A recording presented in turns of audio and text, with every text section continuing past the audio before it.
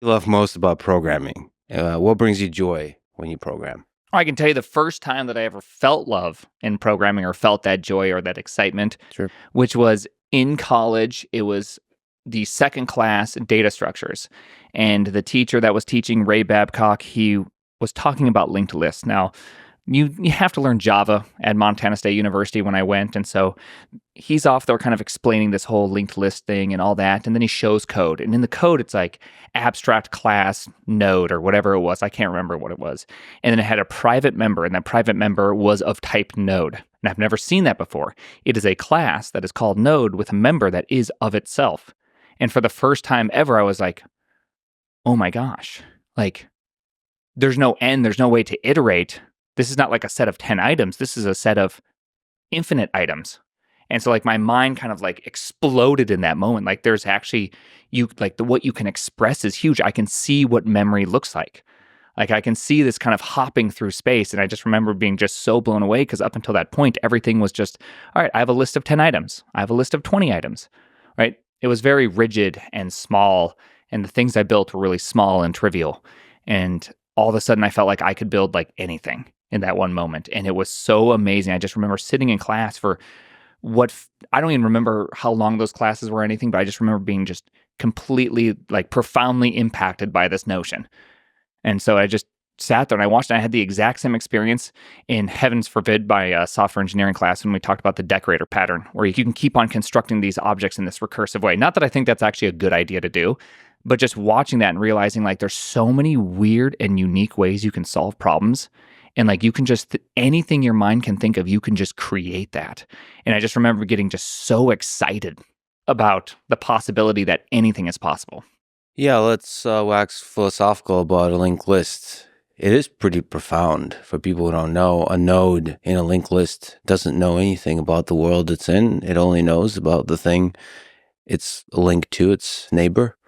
Maybe that's symbolic. It's a metaphor for all of us humans. There's billions of us on this planet, and we only know about our local little network. Yeah. And it's kind of beautiful. And you realize, like, in that little simple data structure, you can construct arbitrarily large systems, and they're like roots that go through memory. And then, of course, that's where you get all the programming languages that allow you to dump junk into memory and have memory leaks, and therefore create infinite pain as you try to figure out where that unfreed memory is. For me, yeah, probably it's so beautiful the way you put that.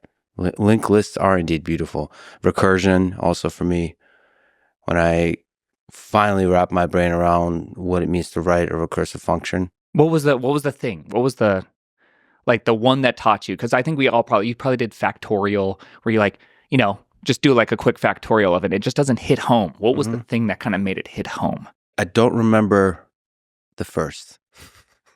I remember my first. How do you not remember your first? It was magic. I've had so many that just... I mean, you are a Lisp guy. You're probably pretty used to the recursion. Yeah, all I remember is just surrounded by a sea of parentheses. I mean, that's really probably when I, in high school, I think it was either Java or C++. Wow, how do I not remember that? It must have been C++. And then college, it was the generic bullshit software engineering classes were Java, but then the renegades, the cool kids, were all using Lisp. That's when you're doing the AI, the quote unquote AI at that time. That was Lisp. If you want to write a chess engine, you would use Lisp. And so for me, probably the moment I really fell in love with programming was Lisp, and writing like Othello programs and chess engines, all kinds of engines that play a game, and then I could play against that thing, and that thing would beat me. The joy of being destroyed by the thing you've created. And Game of Life too, Cellular Automata. That's when I built that, all kinds of programming languages. That's less about programming languages and more about the system you create. And that just filled me with infinite joy. Having, now similar to the linked list situation, creating a system where each individual cell only knows about its neighbors and operates in a very simple rules, But when you take that system as a whole and allow it to evolve over time, you can create infinite complexity. So I just, man, those are many pothead moments where I'm just like looking at the beautiful complexity that can be created with cellular automata. That filled me with just infinite joy for sure. But yeah, all I remember is parentheses. So my first memories of my first are drowned in a sea of parentheses. Oh man, mine is well, first off, mine was in Java. So my first was a little bit more rigid, kind of a corporate experience, Yeah. but Cold, meaningless. Yeah. I was in a lab. Everyone was using CentOS at that, or CentOS, or however you say. I always called it CentOS, the fresh maker. Yeah. And so it's just like, I'm in this very cold. That's nice. Thank you. Yeah. I'm in like this cold, rigid environment with my Microsoft keyboard, programming away in Java. And I have just such this memory of despair because I love programming. This was after the linked list, and I cannot figure out recursion. And so I go to, the university store and I buy a book, and it's Dytel and Dytel Learn Java, and it has a section recursion. So I open it up and I start reading it, and it just doesn't hit home. And I'm spiraling into this maybe I'm not a programmer. Maybe I'm not worthy enough to enter into this circle of people who can figure out what the heck recursion means. And so Dytel and Dytel's like, I still remember this. Their exact phrase was, every young budding developer solves this recursion program. And it was the Tower of Hanoi. And guess what? I don't know if I can solve the Tower of Hanoi to this day. It's it's like a very hard recursive problem. And I just sat there and thought, oh my gosh, I'm not going to make it. And I sat there in the lab for 8 hours, 10 hours doing these things, so worried. It's the week of recursion. We have to do a lab assignment. I'm not going to be able to do it. And I just remember being like genuinely worried about that. And then, because my big problem was like, okay, do factorial. Why not just use a for loop? Okay, what about Fibonacci sequence? Why not use a for loop? Or like, I don't understand. What's the purpose of recursion? I don't understand it yet. It's so powerful. Why? It looks like a really complicated for loop. And so I just could not understand it. And then lab came that day, and it was, I'm going to give you a 2D array you have to read from a file. This is what a starting position looks like. This is what an ending position looks like. This is what a wall looks like. I want you to find me a path through the maze.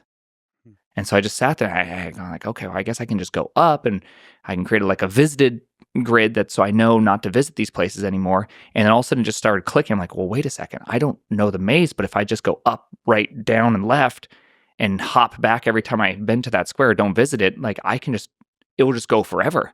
And I realized in that moment, I'm like, I actually understand I've understood recursion this whole time. I just never had a problem in which it actually made sense to use. And that was like my big downfall, is that I was measuring my understanding with the problems that I had available, which were just, list traversal, which is not a good use of recursion. And so I just remember that freeing, oh man, recursion, it was a great moment in my life. I mean, it does require, to be fair, a leap of faith, like, because people will tell you those conformist, dogmatic Java instructors will tell you that this is, that's important to understand recursion, but it takes a leap of faith that this is a different way of looking at the world, and it's a powerful way of looking at the world. I actually remembered when I remember